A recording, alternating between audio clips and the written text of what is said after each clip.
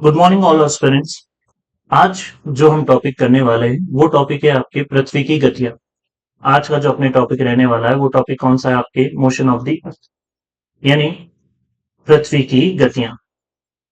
बात करें यदि पृथ्वी की गतियों की, किसी भी ग्रह की यदि अपन चर्चा करें तो दो तरह की गतियां होती है।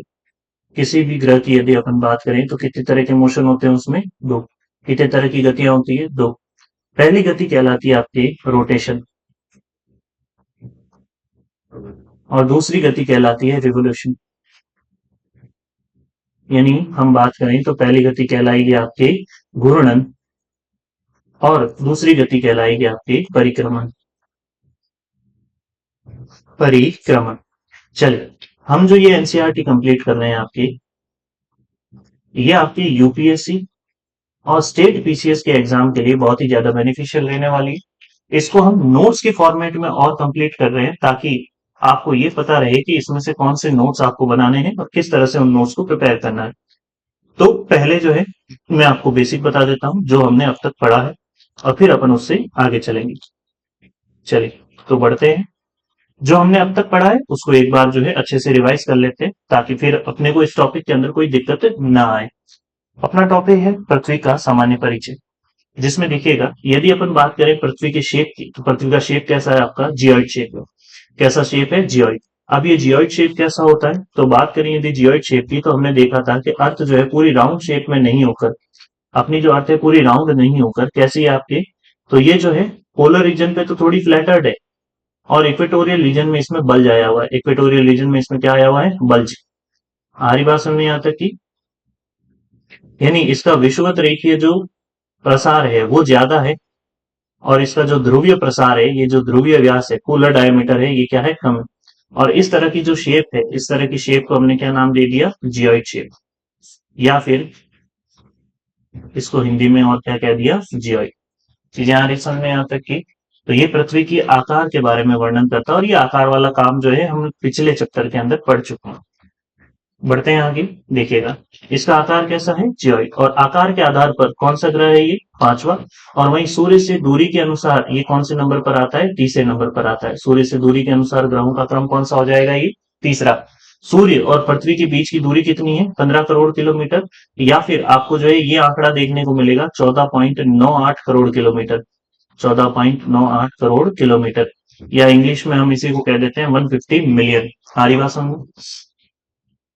अगला है इसका एकमात्र प्राकृतिक उपग्रह। यानी अगर अपन बात करें कि इसका जो है दी ओनली नेचुरल सैटेलाइट, तो पृथ्वी का एकमात्र प्राकृतिक उपग्रह कौन सा है? मून। और पृथ्वी और चंद्रमा के बीच की जो दूरी है वो कितनी है? 3,84,400 किलोमीटर। हमारी बात समझ में यहाँ तक कि कितनी है? 3,84,400 किलोमीटर। आगे बात समझ में यहाँ तक कि एक जीरो जो है इसमें थोड़ा ज्यादा लग गया।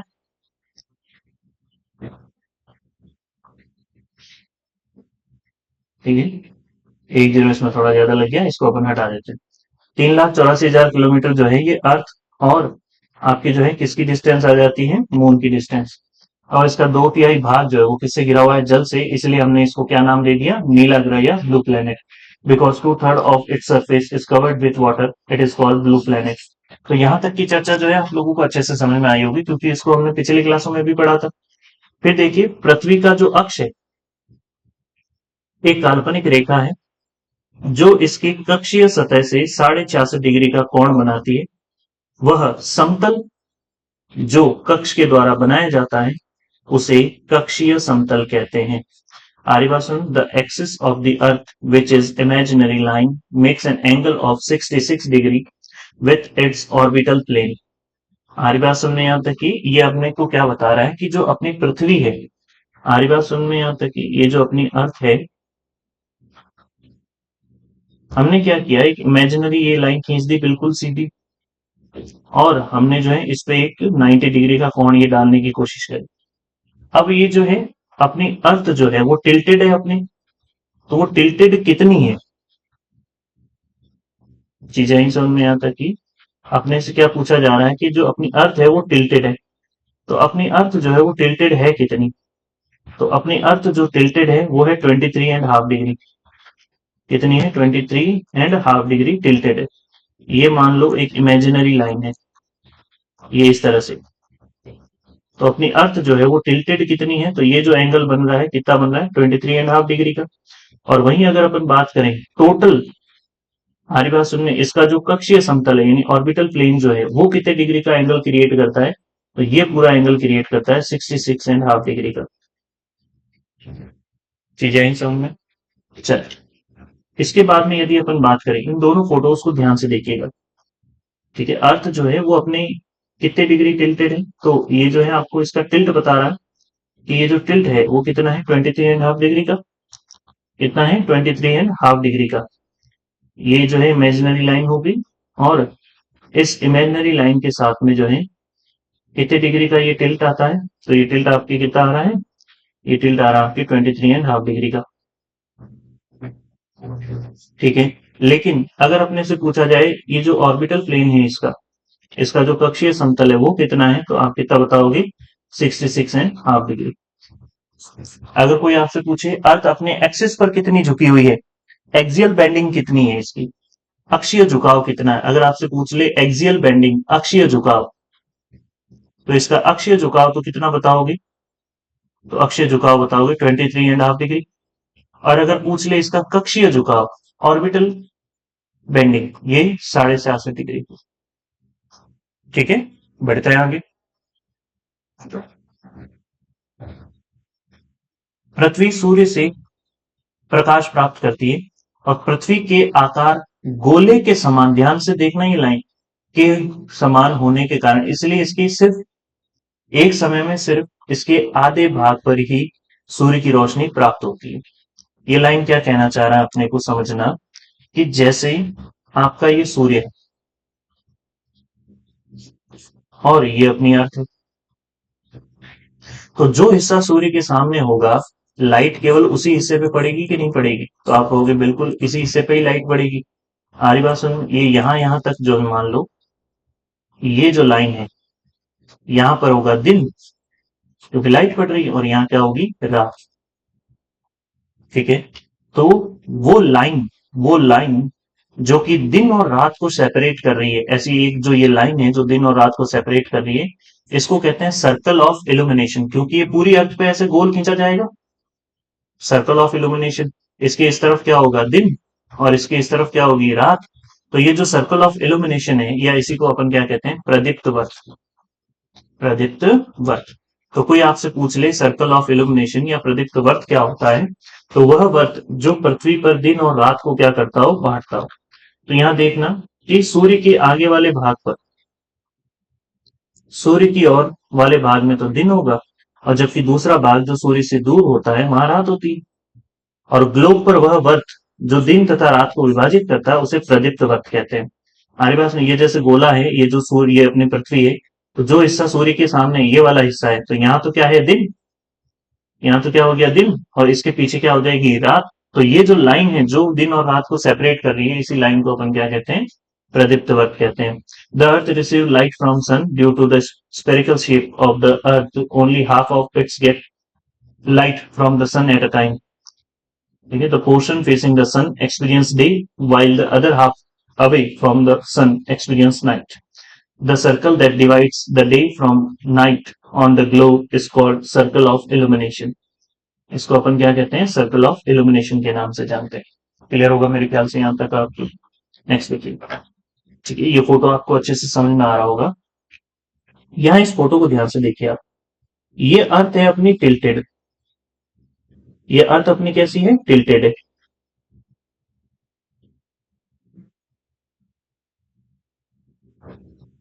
ये अर्थ अपनी कैसी है, टिल्टेड। और यहाँ जो है, अब इसके झुकाव का तो कोई फर्क नहीं पड़ेगा, लाइट तो जहां तक जानी है वो तो जाएगी, भले ही आप कैसे भी झुके हो। ये है सर्कल ऑफ इल्यूमिनेशन, ये वाली लाइन। ठीक है, अब यहाँ ध्यान से देखिए, इस वाली कंडीशन में, ठीक है, ये कंडीशन को अपन आगे समझेंगे, पर ध्यान देना आप कि इसके इसी झुकाव के कारण कई बार नॉर्थ पोल में पूरा 6 महीने का दिन होता है, और जब नॉर्थ पोल में 6 महीने का दिन होगा, 6 मंथ्स डे होगा, उसी टाइम साउथ पोल में देखो आप, बिल्कुल भी लाइट नहीं पहुंच पा रही। साउथ पोल में बिल्कुल भी लाइट नहीं पहुंच पा रही, और कभी नहीं पहुंचेगी जब तक कि ये वाली कंडीशन रहेगी। तो इसको अपन क्या कह देंगे, यहां पर क्या हो जाएगा, 6 मंथ की नाइट। मतलब इस वाले हिस्से पे तो कभी सूर्य जो है अस्त होगा ही नहीं। आ रही बात समझ में यहाँ तक की? चलिए नेक्स्ट देखिएगा। ठीक है, अर्थ का जो पोलर डायमीटर है, ध्रुवीय व्यास है, वो कितना है? 12,714 किलोमीटर। यानी आप नॉर्थ पोल से लेकर साउथ पोल तक आओगे तो इसका जो ये डायमीटर है वो कितना है? 12,714। और वही मैंने आपको क्या कहा था, इक्वेटर रीजन जो है वो थोड़ा बल्ज है, यानी इक्वेटर थोड़ा फैला हुआ है, तो इसलिए इक्वेटर का डायमीटर थोड़ा ज्यादा है, वो कितना है? 12,756 किलोमीटर। समझ में आया आप लोगों को? इसका जो पोलर डायमीटर है नॉर्थ से साउथ पोल तक आने के लिए वो कितना है आपके? तो 12,714। और बात करें इसके इक्वेटोरियल डायमीटर की तो वो कितना हो जाएगा? 12,756 किलोमीटर। नेक्स्ट देखिए। अब मैंने आपको बताया था कि कोई भी प्लेनेट होता है तो उस प्लेनेट के दो मूवमेंट होती है, एक तो रोटेशन और एक होता है रिवोल्यूशन। यानी अगर अपन बात करें, एक होता है घूर्णन और एक होता है परिक्रमण। जैसे आप मंदिर की परिक्रमा करते हैं तो मंदिर के चारों ओर घूमते हैं, नहीं घूमते? बस उसको इसी तरह याद रखना है कि परिक्रमा में जो है चारों ओर घुमा जाता है। रोटेशन का मतलब क्या होता है? देखिए, रोटेशन का मतलब या घूर्णन का मतलब पृथ्वी का अपने अक्ष पर घूमना घूर्णन कहलाता है। यानी the rotation of the earth on its axis called rotation. हमारी बात सुनने आता है कि कहने का मतलब क्या है कि भाई जैसे अर्थ है, ये वाला पॉइंट है, ठीक है, और ये है सूर्य। अर्थ अपने ही इस वाले पॉइंट पे घूम के वापस इस पॉइंट पे आ जाए तो इसको कहेंगे रोटेशन। और अर्थ जो है इसके चारों ओर घूम के वापस इसी पॉइंट पे आ जाए, इसको कहेंगे रिवोल्यूशन। अब अर्थ के इस रोटेशन के कारण यानी अपने ही एक्सिस पर घूम जाने के कारण क्या क्या घटनाएं होती हैं तो वो देखिएगा। पहले अगर अपन बात करें इसके रोटेशनल पीरियड की, घूर्णन काल की, तो वो 23 घंटे 56 मिनट और 4 सेकंड होता है। 23 घंटे 56 मिनट और कितने सेकंड? 4 सेकंड। और इसी को कहते हैं एक नक्षत्र दिवस। इसी को क्या कहते हैं? एक नक्षत्र दिवस। इसके बाद में समझिएगा, अगला आता है इसके घूर्णन के कारण कौन कौन से इवेंट होते हैं, घटनाएं होती है। दिन और रात में परिवर्तन होता है, यानी डे नाइट चेंज होते हैं। अगर ये पूरा घूमेगी ही नहीं तो एक टाइम पे पूरा ही एक जगह पर दिन ही रहेगा। तो घूमती है, इस वजह से जो हिस्सा सूर्य के सामने होगा वहां पर दिन होगा, जो पीछे होगा वहां रात होगी। सूर्य का पूर्व में दिशा में उदित होना, दिखाई देना। ये लाइन मेरे ख्याल से आपको इस तरह से समझनी होगी। जैसे अर्थ जो है वो वेस्ट से ईस्ट की तरफ घूमती है। अपनी अर्थ जो है वो वेस्ट से कौन सी डायरेक्शन में घूमती है? ईस्ट। और सन राइजेस कौन सी डायरेक्शन में होता है? ईस्ट में ही। इसीलिए अपने को जो है सन कौन सी डायरेक्शन में रोटेट होता, मतलब उगता हुआ दिखता है? ईस्ट की तरफ, क्योंकि ये डायरेक्शन ही कौन सी इसकी? वेस्ट से ईस्ट की तरफ। अगर मान लो अपनी अर्थ की डायरेक्शन ये होती कि ये जो है आपके ईस्ट से वेस्ट की तरफ घूम रही है, तो अपने को सूर्य किस दिशा में उदित होता हुआ दिखता? वेस्ट में। लेकिन ऐसा नहीं है। अपना सूर्य जो है किस दिशा में उगता है? पूर्व दिशा में। कौन सी दिशा में? पूर्व। और ये किस वजह से होता है? पृथ्वी के घूर्णन की वजह से। ठीक है, और एक और बल काम करता है जिसको अपन कोरियोलिस इफेक्ट कहते हैं, लेकिन वो आपके आगे आएगा, तो अपन इसको प्योर एनसीईआरटी के फॉर्मेट में ही रख रहे हैं। ये सारी जानकारी आपके एनसीईआरटी में दी हुई है, मैं बस इसको जो है थोड़ा सही फॉर्मेट में लिख के आपके सामने ला रहा हूँ। इफेक्ट ऑफ रोटेशन देखिए, change of day and night and sun rises in the east. वही बात करें अगर इसके परिक्रमण की, तो सूर्य के चारों ओर एक स्थिर कक्ष में पृथ्वी की गति को परिक्रमण कहते हैं। The movement of the earth around the sun in a fix path और ऑर्बिट इज कॉल्ड रिवोल्यूशन। ठीक है, हर एक ग्रह का अपना एक निश्चित रास्ता है। प्लूटो को क्यों हमने प्लेनेट की कैटेगरी से 2006 में बाहर निकाल दिया? क्योंकि उसका कोई फिक्स पाथ नहीं था। ये कई बार जो है किसी और के पाथ को इस तरह से ओवरलैप कर लेता और फिर आगे आ जाता। इस तरह की कोई हरकत करेगा तो उसको अपन प्लेनेट नहीं मानेंगे। लेकिन अर्थ का अपना एक सर्टेन पाथ है, ये इसी पाथ पे चक्कर लगाती है पूरे साल। ठीक है, तो सूर्य के चारों ओर एक स्थिर कक्षा में एक स्थिर कक्ष में पृथ्वी की गति को क्या कहते हैं? परिक्रमण। और इसके कारण क्या होता है? तो मौसम तथा ऋतु परिवर्तन, weather and season change due to this rotation. हमारी बात समझ गया? इसको अपन रिवोल्यूशन कह देंगे। क्या कह देंगे? रिवोल्यूशन। क्लियर है यहाँ तक? नेक्स्ट देखिए। फिर दो शब्द आएंगे, ये जो है एनसीईआरटी में नहीं है। ठीक है, ये जो है आपके एनसीईआरटी में नहीं, ये एनसीईआरटी में नहीं है, ये मैंने आपको अलग से समझाने के लिए लिखे हैं, क्योंकि आगे ये नाम आएंगे तब आप कंफ्यूज ना हो जाओ, आपको पता हो इसलिए बस। एक शब्द आएगा आपकी आयनांत, जिसको इंग्लिश में कहते हैं सोल्स्टाइस या सोलिस्टिस। इसका क्या मतलब होता है कि जब सूर्य की सीधी किरणें कर्क या मकर रेखा पर पड़े, इस घटना को आयनांत कहते हैं। जैसे ग्रीष्म आयनांत, ग्रीष्म आयनांत में सूर्य की सीधी किरणें पड़ेगी कर्क रेखा पर। और एक होता है शीत आयनांत, और शीत आयनांत में सूर्य की सीधी रेखा पड़ेगी मकर रेखा पर। सूर्य की सीधी किरणें कहां पड़ेगी? मकर रेखा पर। ये दो तरह की घटनाएं होती है। दो तरह की घटनाओं को समझने का मतलब समझिएगा आप लोग। जैसे अगर मैं कहूं कि ये जैसे अपनी पृथ्वी है और ये अपने इस तरह से एक्सिस पर झुकी हुई है, यहाँ पूरा क्या आ जाता है? नॉर्थ पोल सामने आ जाता है, यहाँ साउथ पोल इसके पीछे छिप जाता है बेचारा, और यहाँ सनलाइट है। तो सनलाइट जब डायरेक्ट पड़ेगी, ऊपर कौन सी लाइन आती है? तो नॉर्थ पोल में ट्रॉपिक ऑफ कैंसर, फिर इक्वेटर और ट्रॉपिक ऑफ कैप्रिकॉन, यानी कर्क रेखा, विषुवत रेखा। ये सारी रेखाएं क्या होती है क्या नहीं होती, हमने पिछली क्लासों में देख लिया इन्हें। एक होती है मकर रेखा। तो सूर्य की सीधी किरणें कौन सी रेखा पर पड़ेगी? कर्क रेखा पर। और जब कर्क रेखा पर सूर्य की सीधी किरणें पड़ेगी तो यहाँ का टेम्परेचर इंक्रीज होगा कि नहीं होगा? और मकर रेखा तक जाते जाते सूर्य की किरणें तिरछी पड़नी शुरू हो जाएगी, और जब सूर्य की किरणें तिरछी पड़ेगी तो टेम्परेचर इतना ज्यादा होता नहीं, टेम्परेचर हो जाता है कम। आई बात समझ में? तो जब सनलाइट जो है, जब आपकी सनलाइट जो है, ये या तो ट्रॉपिक ऑफ कैंसर या ट्रॉपिक ऑफ कैप्रिकॉर्न, यानी या तो कर्क या मकर, इन दोनों में से किसी पर भी सीधी पड़े तो इस घटना को अपन क्या कहते हैं? आयनांत। क्या कहते हैं? आयनांत या सोलिस्टिस।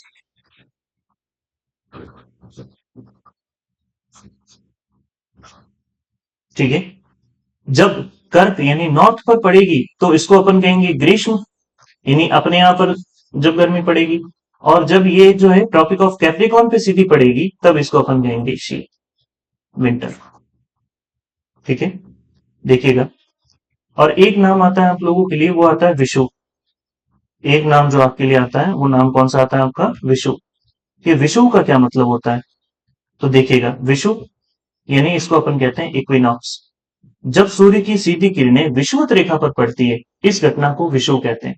जैसे बसंत विषुव और शरद विषुव, यानी when the direct rays of the sun fall on the equator, that event is called equinox, such as spring equinox, autumn equinox। यहाँ कहने का मतलब क्या हुआ? जैसे ये जो है आपकी अर्थ जो है, ठीक है, ये जो आपकी अर्थ है, ये हो गया रोटेशनल पाथ किसी भी प्लेनेट का। ये बीच में हो गया सन। एक बार अपनी अर्थ यहाँ होगी, एक बार अपनी अर्थ यहाँ होगी, एक बार अपनी अर्थ यहाँ होगी, एक बार अपनी अर्थ यहाँ होगी। ये चार कंडीशन है। अब ध्यान देना, ये जो फोटो बनी हुई है, ये फोटो बनी है नॉर्थ से साउथ डायरेक्शन में रोटेट करती हुई, कि भाई नॉर्थ से साउथ आ रही। जबकि अपनी जो अर्थ है, ये नॉर्थ से साउथ नहीं डायरेक्ट करती, नॉर्थ से साउथ में नहीं होती है, ये आपकी रोटेट करती है वेस्ट से ईस्ट। तो ये देखिए, ये जो है ये हिस्सा, अब ये हिस्सा इसके नीचे नहीं आकर इसके सामने आएगा, ये इसके यहाँ सामने आएगा। मतलब मैं आपको, और ये वाला हिस्सा जो है इसके पीछे की तरफ, किसकी तरफ आएगा? इसके पीछे की तरफ। चीज आई समझ में यहाँ तक की? हम जो है इसको एकदम सीध में नहीं, क्योंकि ये 2D है तो 2D में अपन क्लियर बता नहीं सकते, लेकिन यूं समझना जैसे अगर ये सूर्य है तो सूर्य के सामने होगी ये चीज। आ रही बात समझ में यहाँ तक की? चलिए, दो घटनाएं आती है, एक सोल्स्टाइस किसे कहते हैं और एक इक्विनॉक्स किसे कहते हैं, ये पता होना चाहिए। तो इसमें क्या होता है कि जब मान लो ये आपकी जो है पृथ्वी है, ट्रॉपिक ऑफ कैंसर, इक्वेटर और कैप्रिकॉर्न, तो जब सनलाइट डायरेक्ट इसी पे पड़े बीच वाले हिस्से पर, तो इस घटना को अपने क्या नाम दे दिया? इक्विनॉक्स, यानी आपके विषुव। क्या नाम दे दिया इसको? इक्विनॉक्स या विषुव। नेक्स्ट देखिए, ये एनसीईआरटी के अंदर दी हुई फोटो है आपकी। ये आपकी फोटो कहां पर मेंशन है? एनसीईआरटी में। ये फोटो जो है आपकी कहां पर मेंशन है? तो ये मेंशन है आपकी एनसीईआरटी में।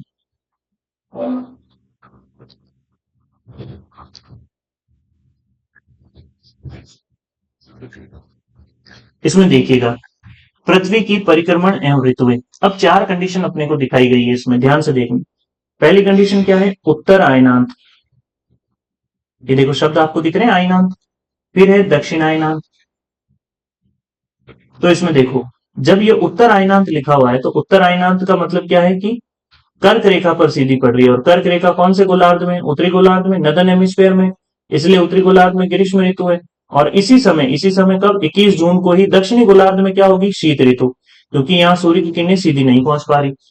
और वहीं दक्षिणी आयनांत का क्या मतलब हो जाएगा? कि दक्षिणी आयनांत का मतलब होगा कि सूर्य की अब सीधी किरणें कहां पड़ रही है? मकर रेखा पर। सूर्य की सीधी किरणें कहां पड़ रही है? मकर रेखा पर। कर्क रेखा पर सूर्य की किरणें कैसी पड़ेगी? तिरछी। इसलिए उत्तरी गोलार्ध में देखो क्या हो रही है? शीत ऋतु। वही दक्षिणी गोलार्ध में, क्योंकि मकर जो है इसके दक्षिण में है भाई, इस ये जो इक्वेटर है, इक्वेटर के ऊपर क्या है? नॉर्थ। इक्वेटर के नीचे क्या है? साउथ। जब साउथ वाली लाइन सीध में आ रही है इसके, तो साउथ में गर्मी पड़ेगी और नॉर्थ में क्या पड़ेगी? सर्दी, दिसंबर में। अपन भाई सीधा सीधा जब कभी भी इस ऐसे फोटो को देख के कंफ्यूज हो जाओ ना, तो एक चीज याद रखना, इंडिया कौन से वाले पे है? नॉर्थ वाले पे है, साउथ वाले पे? तो आप कहोगे कि सर इंडिया के बीचों बीच से जो है ट्रॉपिक ऑफ कैंसर गुजरती है, तो इंडिया है नॉर्थ में। इंडिया कहाँ है? नॉर्थ में। तो मुझे बताओ कि नॉर्थ गर्म कब होगा? जून में गर्म होगा या दिसंबर में गर्म होगा? तो आप कहोगे सर जब नॉर्थ जो है वो तो जून में ही गर्म होता है। यानी अपन अगर कहें कि भारत में गर्मी कब पड़ती है? जून में ही पड़ेगी। तो जब भारत में गर्मी जून में पड़ेगी और भारत नॉर्दर्न नदर्न हेमिस्फेयर का पार्ट है, यानी उत्तरी गोलार्ध का हिस्सा है, तो मुझे ये बताओ कि भाई दक्षिणी गोलार्ध में गर्मी कब पड़ेगी? अब मैं आपसे क्या पूछ रहा हूँ कि दक्षिणी गोलार्ध में गर्मी कब पड़ेगी? तो दक्षिणी गोलार्ध में गर्मी यानी नीचे वाले हिस्से में, भारत के नीचे वाले हिस्से में नहीं, पृथ्वी के नीचे वाले हिस्से में गर्मी कब पड़ेगी? तो आप कहोगे कि सर जब ऊपर वाले हिस्से में सर्दी पड़ेगी तो नीचे वाले हिस्से में अपने आप गर्मी पड़ेगी। ऊपर वाले में सर्दी कब पड़ती है? दिसंबर में या फिर जून में? तो आप कहोगे कि सर उत्तर यानी नॉर्थ में हम रहते हैं, हमारे यहाँ सर्दी दिसंबर में पड़ती है। तो जब हमारे यहाँ सर्दी पड़ेगी इसका मतलब है कहीं ना कहीं तो गर्मी पड़ेगी, और वो गर्मी कहाँ पड़ रही होती है इस समय? साउथ। और फिर दो तारीखें देखिए, एक है 21 मार्च और एक है 23 सितंबर। 21 मार्च वाली को क्या कहते हैं? वसंत विषु। और वहीं 23 सितंबर वाली को क्या कहते हैं? वसंत ऋतु। हमारी बात सुन, इसको क्या देते हैं? शरद विषु। इस घटना का नाम क्या है? शरद विषु। शरद विषु। इस समय क्या होता है? सनलाइट डायरेक्ट जो है इक्वेटर पे आती है। सनलाइट डायरेक्ट कहाँ आती है? इक्वेटर पे। अगर किसी के दिमाग में आ रहा है सन ये ऊपर ये कर्क रेखा भी तो आ रही है, तो होशियारो, मैंने अभी थोड़ी देर पहले आपको कहा है, ये जो है आपकी, ये नॉर्थ से साउथ डायरेक्शन शो कर रही है, जबकि अर्थ जो है वो कौन सी डायरेक्शन में रोटेट करती है? वेस्ट से ईस्ट। कौन सी डायरेक्शन में? वेस्ट से ईस्ट। तो ये हिस्सा जो है सूर्य के सामने आएगा। सूर्य के बिल्कुल क्या आ जाएगा? सामने, ना कि नीचे। ठीक है, ये दोनों ही कंडीशन सेम होगी, यानी ये टीवी के जस्ट सामने होगा और ये जो है इस बोर्ड के पीछे की तरफ। ठीक है, अब एक एक कंडीशन को जो है और थोड़ा अच्छे से मैं एक्सप्लेन कर देता हूं आपके लिए। पहले आता है नॉर्थ सॉल्स्टाइस, या जिसको अपन कहते हैं उत्तरायणान। इस कंडीशन में क्या हो रहा है? देखो, ये जो अपना सनलाइट है, ठीक है, और ये जो है ये हो जाती है एक लाइन सीध। ठीक है, सर्कल ऑफ इल्यूमिनेशन समझ लो इसको, ये क्या है? Circle of illumination. और अब यहां ध्यान से देखो, अर्थ जो है वो अपनी एक्सिस पर कितने डिग्री टिल्टेड है? 23.5। और ऊपर कौन सी लाइन है? ये है ट्रॉपिक ऑफ कैंसर यानी कर्क रेखा। और ये कौन सी रेखा है? मकर रेखा। ये कौन सी रेखा है आपकी? मकर रेखा। तो आप देख रहे हो कि पृथ्वी का कौन सा हिस्सा सूर्य की तरफ ज्यादा झुका हुआ है? तो पृथ्वी का जो है ऊपरी हिस्सा, यानी ये जहां इंडिया वाला हिस्सा है ना, ये वाला ये नॉर्थ वाला हिस्सा सूर्य के सामने ज्यादा झुका हुआ है। और जब नॉर्थ वाला हिस्सा सूर्य के सामने ज्यादा झुका हुआ है, तो इस वजह से क्या हो रहा है कि जो नदर्न हेमिस्फीयर है, यानी जो उत्तरी गोलार्ध है आपका, इस उत्तरी गोलार्ध में क्या हो रहा है? ये घटना है 21 जून की। ये घटना कब की है? 21 जून की। इसकी वजह से क्या हो रहा है कि जो नदर्न हेमिस्फीयर है, इस नदर्न हेमिस्फीयर में दिन जो है, अब जब गर्मी भर भर के पड़ेगी तो दिन छोटा होगा कि बड़ा? दिन क्या हो जाएगा? बड़ा। और जब दिन बड़ा होगा तो रात अपने आप ही क्या हो जाएगी? छोटी। रात अपने आप ही क्या हो जाएगी? छोटी। ठीक है, अगर आपसे पूछ ले कि नदर्न हेमिस्फीयर में सबसे बड़ा दिन कब होता है, तो नदर्न हेमिस्फीयर में यानी उत्तरी गोलार्ध में सबसे बड़ा दिन होता है 21 जून को। या फिर आप सीधा सीधा ऐसे समझ लेना, भारत अपने उत्तरी गोलार्ध में ही है, तो अपने पे लेके समझना कि भाई अपने पे जो है सबसे बड़ा दिन कब होगा? कि जून में। और जून में भी कौन सी? 21 जून को। जब दिन बड़ा होगा तो रात अपने आप ही क्या हो जाएगी? छोटी। और इसी के विपरीत कंडीशन 21 जून को ही विपरीत जो कंडीशन है वो कहां बनेगी? दक्षिणी गोलार्ध में, सदर्न हेमिस्फीयर में। यानी 21 जून के दिन ही, क्योंकि यहां देखो इस फोटो में कि पूरे साउथ में जो है अच्छे से लाइट नहीं पहुंच पा रही, पूरे हिस्से में नहीं पहुंच पा रही, और यहाँ जो है सनलाइट थोड़ी तिरछी हो जा रही है। इस वजह से दक्षिणी गोलार्ध में जब सनलाइट तिरछी आएगी तो दिन कैसा हो जाएगा? दिन हो जाएगा छोटा, और रात कैसी हो जाएगी? बड़ी। रात कैसी हो जाएगी? बड़ी। ठीक है, अब अगर आपको इन दोनों में से आपको एक कंडीशन याद रखनी है, एक कंडीशन फर्स्ट वाली याद रख लोगे तो सेकंड वाली आपको अच्छे से याद हो जाएगी कि 21 जून को अगर उत्तरी गोलार्ध में दिन बड़ा है, तो सीधी सी बात है दक्षिणी गोलार्ध में दिन क्या होगा? छोटा। क्लियर है यहां तक? और अगर उत्तरी गोलार्ध में रात छोटी है तो इसका मतलब रात कहीं तो बड़ी होगी, वो कहां होगी? दक्षिण गोलार्ध। इनमें से कोई एक कंडीशन याद रख लो, इसी को अपन क्या कहते हैं, नॉर्थ सोल्स्टाइस या उत्तरी अयनांत। और यही चीज जो है आगे मैंने आपके लिए लिख ली है पूरी की पूरी, ये देखिएगा उत्तरी अयनांत कब होती है, ये घटना 21 जून को होती है। इसमें सूर्य की सीधी किरणें कहां पड़ती है, लाइन याद रखनी है आपको, कर्क रेखा पर पड़ती है। सूर्य की सीधी किरणें कहां पड़ती है, कर्क रेखा पर। इस कारण उत्तरी गोलार्ध में गर्मी पड़ती है तथा दक्षिणी गोलार्ध में सर्दी। और इस दिन उत्तरी गोलार्ध में दिन तो क्या होता है, बड़ा, और रात कैसी हो जाती है, छोटी। ये तो उत्तरी गोलार्ध में होता है 21 जून को। वहीं दक्षिणी जून में इसके विपरीत है, देखिए दक्षिण जून में दिन तो हो जाएगा छोटा और रात कैसी हो जाएगी, बड़ी। क्लियर है यहाँ तक। This event occur in 21st of June, in this direct rays of sun fall on tropic of cancer, और due to which there is summer in northern hemisphere and winter in southern hemisphere. Clear हुई ये बात आप लोगों की। बस अपने India का इमेजिन करना है कि भाई इंडिया में जो है कब गर्मी पड़ती है और इंडिया में कब सर्दी पड़ती है। इंडिया में गर्मी पड़ती है जून में, तो याद रख लेना डेट 21 जून। अपने सर्दी पड़ती है 22 दिसंबर को, तो डेट याद रख लेना 22 दिसंबर। ठीक है। अपने सर्दी कब पड़ती है, जब दिन छोटा होता है, तो 22 दिसंबर को नदर्न हेमिस्फीयर में यानी उत्तरी गोलार्ध में दिन कैसा होगा, कि दिन हो जाएगा छोटा। अब अपने यहाँ गर्मी कब पड़ती है, जून में, तो दिन में जो है बड़ा कब होगा, 21 जून को। बस ये दो याद रख लो, इसी का उल्टा आपको करना है। आगे देखिए नेक्स्ट कंडीशन आती है आप लोगों के लिए, वो आती है दक्षिणी अयनांत या दिसंबर सॉल्स्टाइस या सदर्न सॉल्स्टाइस, ये दोनों नाम आते हैं इसके। अब इसमें क्या होगा तो समझना, ये रास होगी। अब देखो ये चार कंडीशन अपने को दिखाई गई है। कौन सी कंडीशन दिखाई गई है, टोटल चार कंडीशन अपने को इस फोटो में दिखाई गई है। इस फोटो को ध्यान से देखो। पहली वाली कंडीशन हमने देखी है ये, पहली वाली कंडीशन हमने देखी है ये। अब दूसरी कंडीशन देख रहे हैं अपन ये, क्योंकि अर्थ जो है अगर ऐसी ही झुकी हुई है, तो ये ऐसी ही झुकी झुकी सब जगह आएगी। यहाँ पे भी ऐसी ही झुकी होगी, यहाँ पे भी ऐसी ही झुकी होगी, यहाँ पे भी ऐसी ही झुकी होगी। ऐसा थोड़ी है कि यहाँ अगर इस तरह से झुकी हुई है तो इस तरफ आते आते ये ऐसे झुक जाएगी वापस, नहीं, ये ऐसे ही झुकी रहेगी। और ये रही अपनी अर्थ, ये ट्रॉपिक ऑफ कैंसर, ये इक्वेटर, और ये कैप्रिकॉन मकर रेखा। तो आप देखोगे कि सूर्य की जो सीधी किरणें हैं वो कहाँ पड़ रही है, तो अब देखो सूर्य की सीधी किरणें पड़ रही है साउथ में, यानी मकर रेखा पे। चीजें आई सब में।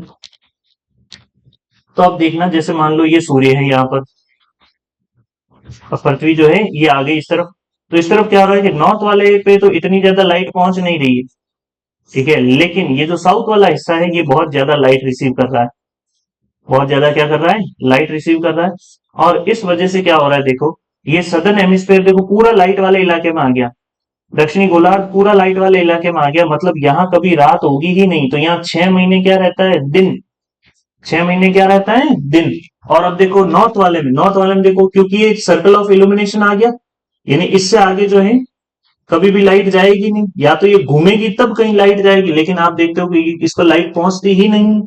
जब पहुंचेगी ही नहीं तो ये वाला हिस्सा जो है पूरे 6 महीने कैसा रहेगा यहाँ पर, तो 6 महीने यहाँ पर रहेगी सर्दियां, यानी 6 महीने क्या रहेगी, रात। दिन होगा ही नहीं यहाँ पर, 6 महीने क्या रहेगी, रात।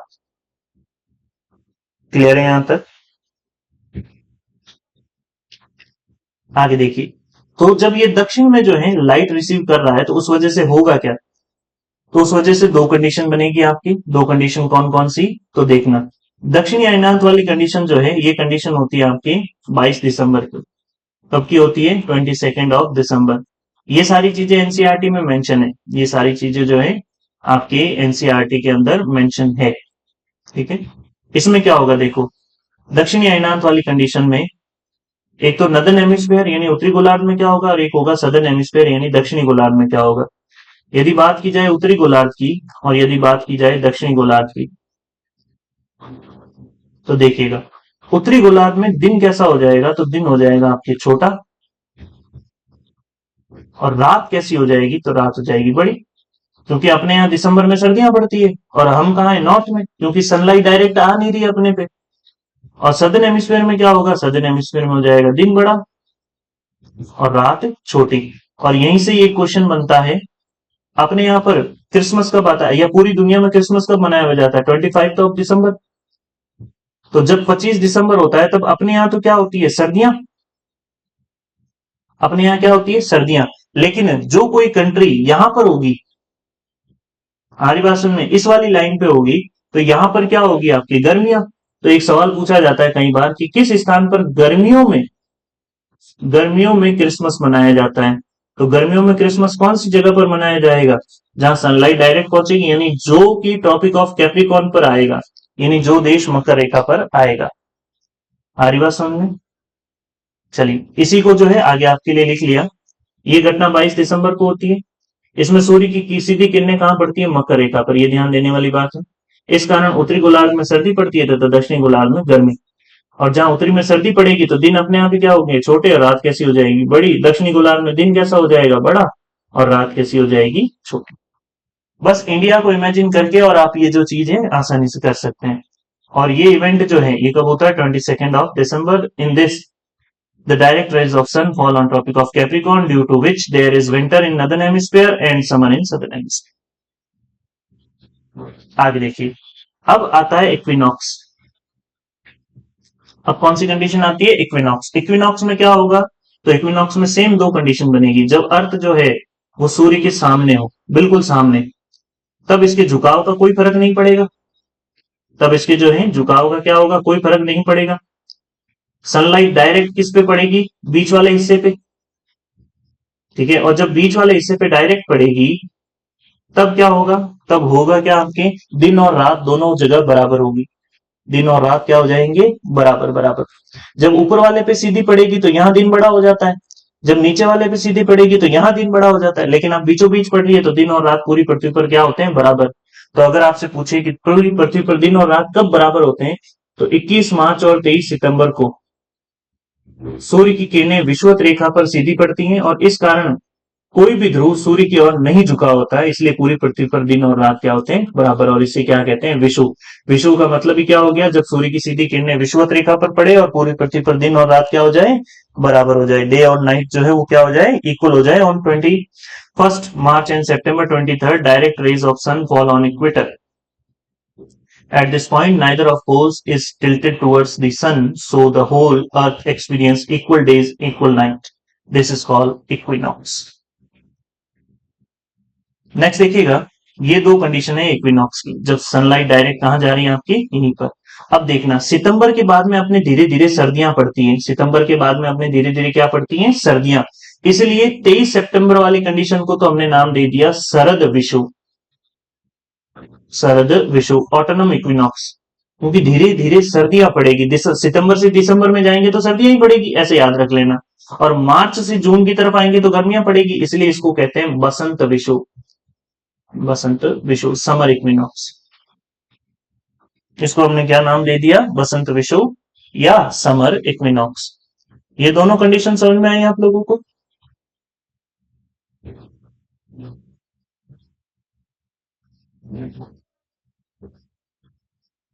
ठीक है, नेक्स्ट देखिए, 23 सितंबर को उत्तरी गोलार्ध में शरद ऋतु होती है, जबकि दक्षिणी गोलार्ध में वसंत ऋतु। और 21 मार्च की स्थिति इसके विपरीत होती है, जब उत्तरी गोलार्ध में वसंत ऋतु और दक्षिणी गोलार्ध में शरद ऋतु होती है। इस प्रकार स्पष्ट है, पृथ्वी के घूर्णन एवं परिक्रमण के कारण दिन तथा रात और ऋतुओं में क्या होता है? परिवर्तन होता है। ठीक है, घूर्णन के कारण तो दिन रात बनेंगे, और सूर्य के चारों ओर घूमने के कारण किसमें पर चेंज आ जाएगा? ये ऋतुओं में। तभी तो अपन देखते हैं अभी गर्मी पड़ रही है, फिर सर्दी आएगी, फिर बरसात वाला मौसम होगा। ये सारा जो है सूर्य के चारों ओर घूमने का नतीजा है। अब यही सारी चीजें आपके एनसीईआरटी के अंदर कैसे लिखी हुई हैं, तो जो मैंने आपको अभी थोड़ी देर पहले बताया, ये जो हमने इतनी रामायण पढ़ी है पूरी की पूरी, ये सारी की सारी चीजें जो है आपकी अब किस तरह से जो है आपको यहाँ पर मिलेगी, तो देखिएगा आपके एनसीईआरटी में जो है ये सारी चीजें किस तरह से मेंशन है। अब अपन उसको देखेंगे कि जैसा कि आप जानते हैं पृथ्वी की दो प्रकार की गतियां हैं, घूर्णन एवं परिक्रमण। हमने अभी देखा पृथ्वी का अपने अक्ष पर घूमना घूर्णन कहलाता है, और सूर्य के चारों ओर एक स्थिर कक्ष में गति को परिक्रमण कहते हैं। पृथ्वी का अक्ष एक काल्पनिक रेखा और इसके कक्षीय सतह से 66.5 डिग्री का कोण बनाता है। वह समतल जो कक्ष के द्वारा बनाया जाता है उसे कक्षीय समतल कहते हैं। पृथ्वी सूर्य से प्रकाश प्राप्त करती है, और पृथ्वी का आकार गोले के समान है, इसलिए एक समय में इसके आधे भाग पर ही सूर्य की रोशनी प्राप्त होती है। जैसा हमने अभी देखा था कि भाई जो है अगर मान लो ये जो है यहाँ पर अगर मैं लाइट लगाऊंगा तो इसकी यहीं यहीं तक की लाइट पहुंचेगी, पीछे वाला हिस्सा तो पूरा ब्लैक ही रहेगा ना। भाई जो हिस्सा सूर्य के सामने होगा लाइट वहीं तो होगी। आप जो है लाइट के सामने अपना हाथ रखोगे तो हाथ के पीछे वाला हिस्सा तो हमेशा काला ही रहेगा ना, मतलब वहां पे तो लाइट नहीं होगी। वैसा ही कुछ, जबकि दूसरा भाग जो सूर्य से दूर होता है वहां रात होती है। ग्लोब पर वह वर्त जो दिन और रात को विभाजित करता है उसे क्या कहते हैं? प्रदीप्त वर्त। अभी हमने देखा था सर्कल ऑफ इल्यूमिनेशन। फिर देखना, यह वर्त अक्ष के साथ नहीं मिलता है। जैसा कि आप चित्र 3.2 में देख सकते हैं, पृथ्वी अपने अक्ष पर एक चक्कर पूरा करने में 24 घंटे का समय लेती है और घूर्णन के समय के काल को पृथ्वी दिन कहा जाता है। घूर्णन के समय काल को पृथ्वी दिन कहते हैं। अगर आपसे पूछ ले पृथ्वी दिन किसे कहते हैं, तो घूर्णन के समय काल को। और ये पृथ्वी की कैसी गति है, दैनिक गति है। ये याद रखना, the daily motion of the earth. पृथ्वी की दैनिक गति से क्या तात्पर्य है, तो पृथ्वी का अपने अक्ष पर एक घूर्णन पूरा कर लेना पृथ्वी की क्या कहलाती है, दैनिक गति कहलाती है।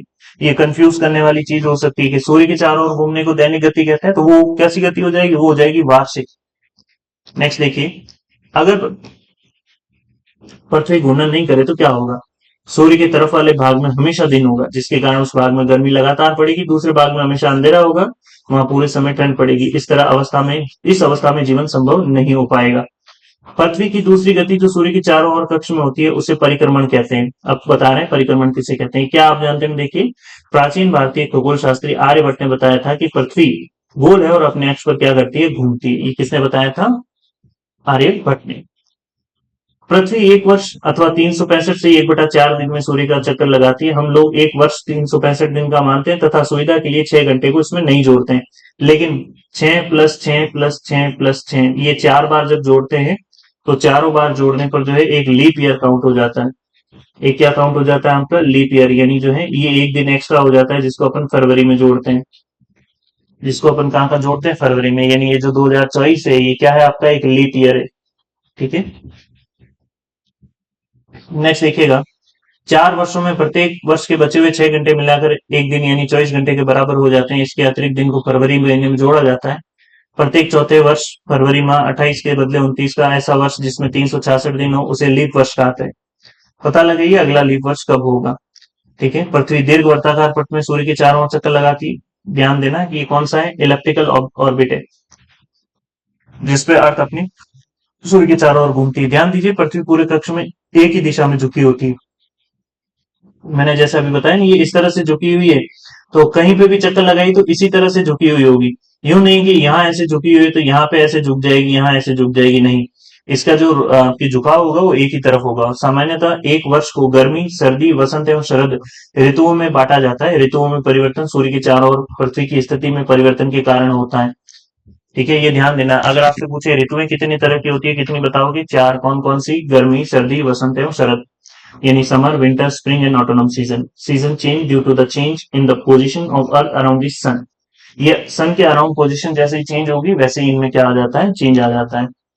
फिर देखिएगा, आप देखेंगे कि 21 जून को उत्तरी गोलार्ध में सूर्य की तरफ झुका होता है और सूर्य की तरफ कर्क रेखा पर जो है सीधी पड़ती है। इसके परिणाम स्वरूप इन क्षेत्रों में उष्मा अधिक प्राप्त होती है। ये अपने को इस फोटो के बारे में बता रहे हैं। कौन सी फोटो के बारे में बता रहे हैं, ये वाली में, कि इस वाली कंडीशन में 21 जून को जो है सनलाइट डायरेक्ट कहां पड़ रही है, आपकी नॉर्थ वाले रीजन में। आर्यवासन में कहां पड़ रही है, आपकी नॉर्थ वाले रीजन में। फिर आगे देखिएगा, ध्रुवों के पास वाले क्षेत्र में कम ऊष्मा प्राप्त होती है क्योंकि सूर्य की किरणें तिरछी पड़ती है। उत्तर ध्रुव सूर्य की तरफ झुका होता है तथा उत्तरी ध्रुव रेखा के बाद वाले भागों पर 6 महीने लगातार दिन रहता है। चूंकि उत्तरी गोलार्ध के बहुत बड़े भाग में सूर्य की रोशनी प्राप्त होती है, इसलिए विषुवत वर्त के उत्तरी भाग में गर्मी का मौसम रहता है। और 21 जून को इन क्षेत्रों में सबसे लंबा दिन तथा सबसे छोटी रात होती है। और पृथ्वी की इसी अवस्था को उत्तरायणांत कहते हैं। मैंने आपको उत्तरायणांत को बहुत अच्छे से समझा दिया। मेरे ख्याल से आपको इसमें कोई डाउट नहीं रहा होगा। नेक्स्ट देखिए, ये आपकी जो है इंग्लिश में इस चीज को पूरा लिखा हुआ है, तो अच्छे से आप लोग इसको पढ़िएगा। आगे देखिए, नेक्स्ट कंडीशन बता रहा है आपके वो जो दिसंबर इक्विनॉक्स या समर आपकी जो है winter equinox, sorry winter solstice जो था 22 दिसंबर को दक्षिणी ध्रुव सूर्य की ओर झुके होने के कारण मकर रेखा पर सूर्य की किरणें सीधी पड़ती है। चूंकि सूर्य की किरणें मकर रेखा पर लंबवत पड़ती है, इसलिए दक्षिणी गोलार्ध में बहुत बड़े भाग में सूर्य का प्रकाश प्राप्त होता है और इसलिए दक्षिण गोलार्ध में लंबे दिन तथा छोटी रातों वाली ग्रीष्म ऋतु होती है। इसके विपरीत स्थिति होती है उत्तरी गोलार्ध में। पृथ्वी की इस अवस्था को दक्षिण अयनांत कहते हैं। अगर आपसे पूछे उत्तरी अयनांत में क्या होता है, तो जहां ऐसा लिखा जाए उत्तरी अयनांत, मतलब समझ लेना गर्मी वहां पड़ रही है। जैसे दक्षिण अयनांत आ जाए तो मतलब दक्षिण में, साउथ में गर्मी पड़ रही है। गर्मी पड़ रही है मतलब दिन अपने आप ही क्या हो जाएगा, बड़ा। बस ऐसे याद रख लेना आप लोग। ठीक है, क्या आप जानते हैं ऑस्ट्रेलिया में, जैसे मैंने अभी आपको बताया कि ऑस्ट्रेलिया में ग्रीष्म ऋतु में क्या मनाया जाता है, क्रिसमस मनाया जाता है। फिर देखिए 21 मार्च और 23 सितंबर को सूर्य की किरणें विषुवत वृत्त पर सीधी पड़ती है और इस अवस्था में कोई भी ध्रुव सूर्य की तरफ नहीं झुका होता, इसलिए पूरी पृथ्वी पर दिन और रात बराबर होते हैं और इसी को क्या कहते हैं, विषुव कहते हैं। इसी को अपन क्या कहते हैं, विषुव। क्लियर है। On 22nd of December, the Tropic of Capricorn received direct rays of sun as the south pole tilts towards it at the sun's ray fall vertically at Tropic of Capricorn. A larger portion of southern hemisphere gets light, therefore it is summer in the southern hemisphere with longer days and shorter nights. The reverse happens in northern hemisphere. The position of the earth is called the winter solstice. Do you know what the Christmas? Do you know that Christmas is celebrated in Australia in the summer season? ये point है, इसको याद रखना, note करना है आपको। On 21st of March and September 23rd, direct rays of sun fall on equator. At this position, neither of the poles is tilted towards the sun, so the whole earth experiences equals day and equals night. This is called equinox. इसको अपन क्या कहते हैं, equinox. ये सारी चीजें मैंने आप लोगों के लिए जो है नोट्स फॉर्मेट में रख ली है। अगर आप चैनल पे नए हैं तो चैनल को जरूर से लाइक कीजिएगा और सब्सक्राइब जरूर से कीजिएगा, ठीक है। मैं बीच क्लास में जो है जैसे अपने नोट्स कंप्लीट होने जा रहे हैं तो मैं लास्ट में आप लोगों से यही कहूंगा, चैनल पे नए हैं तो चैनल को जरूर से सब्सक्राइब कीजिएगा। वीडियो पसंद आए तो कमेंट जरूर कीजिएगा और साथ साथ में ये बताइएगा कि आपको और कौन से यूपीएससी मटेरियल की नीड है, आपको वो नीड जो है यहाँ पर फुलफिल कर दी जाएगी। चलिए नेक्स्ट देखिए, यही चीज लिखी हुई है आपके वापस कि भाई कहां पर जो है कौन सी कंडीशन होती है। तो पृथ्वी के घूर्णन और परिक्रमण के कारण दिन और रात में क्या आता है, परिवर्तन आता है, ठीक है। अब आ जाते हैं अपने क्वेश्चन। पृथ्वी के अक्ष का झुकाव का कोण क्या है, तो पृथ्वी की जो एक्सियल बेंडिंग है वो कितनी है, 23.5। और अगर यहीं पर पूछ लेता अपने ऑर्बिटल प्लेन, तो ऑर्बिटल जैसे ही पूछता ये अपन कितनी बता देते, 66.5, यानी कक्षीय झुकाव 66.5 है। घूर्णन पृथ्वी का अपने ही एक्सिस पर घूमना, परिक्रमण सूर्य के चारों ओर घूमना। लीप वर्ष क्या है, तो लीप वर्ष प्रति 6 घंटों को जब एक्स्ट्रा को जोड़ा जाता है तो हर 4 साल बाद में एक बार आने वाला लीप ईयर कहलाता है। जैसे 2024 एक लीप ईयर है, आप सीधा सीधा ये देख लेना कि जिसमें 6 का भाग चला जाए वो लीप ईयर होता है। उत्तर एवं दक्षिण अयनांतों में अंतर बताइए, तो नॉर्थ वाले में क्या होगा, उत्तर अयनांत में नॉर्थ में गर्मी पड़ेगी और ये घटना कब होती है, तो 21 जून। और दक्षिण अयनांत में दक्षिण में गर्मी पड़ेगी और ये घटना कब होती है, 22 दिसंबर। दक्षिणी गोलार्ध में उत्तरी गोलार्ध की अपेक्षा उत्तर एवं दक्षिण का अयनांत अलग अलग समय में होता है, क्यों? ध्यान देना, दक्षिणी गोलार्ध में उत्तरी गोलार्ध की अपेक्षा उत्तर एवं दक्षिण का अयनांत अलग अलग समय पे होता है, क्यों? इसका जवाब आप जरूर से कमेंट में दीजिएगा। ध्रुवों पर 6 महीने का दिन और 6 महीने की रात होती है, क्यों? क्योंकि पृथ्वी अपने एक्सिस पर 23.5 डिग्री टिल्टेड है और जो हिस्सा सूर्य के सामने रहेगा वहां पर गर्मी क्या होगी, बढ़ेगी। ठीक है, ये क्वेश्चन मैंने आप लोगों के लिए होमवर्क में रख लिया है, ठीक है। इसको जो है बिल्कुल आप लोग कमेंट में जो है जरूर से इसका जवाब दीजिएगा। नेक्स्ट देखिए, पृथ्वी की सूर्य के चारों ओर गति को क्या कहते हैं, परिक्रमण, यानी इसको क्या कह देंगे, revolution. The movement of the earth around the sun is known as revolution. सूर्य की सीधी किरणें विषुवत रेखा पर किस दिन पड़ेगी, तो विषुवत रेखा पर पड़ेगी 21 मार्च और 23 सितंबर को, तो इसमें हो जाएगा 21 मार्च। Christmas is celebrated in summer, गर्मियों में कहा मनाया जाता है, ऑस्ट्रेलिया में। कहा मनाया जाता है, और बाकी पूरी दुनिया में इसमें। Cycle of the season is cause due to, ऋतुओं में परिवर्तन पृथ्वी की किस गति, तो ऋतुओं में परिवर्तन पूछा है तो ये होता है परिक्रमण के कारण।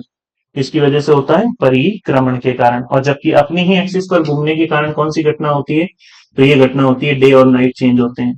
क्या चेंज होते हैं, या तो डे चेंज होगा या नाइट चेंज होगी, ठीक है। नेक्स्ट देखिए, एक लीप वर्ष में दिनों की संख्या कितनी हो जाती है, 366, ठीक है। पृथ्वी की प्रतिदिन की गति को क्या कहते हैं, तो इसको कहते हैं पृथ्वी गति या दैनिक गति।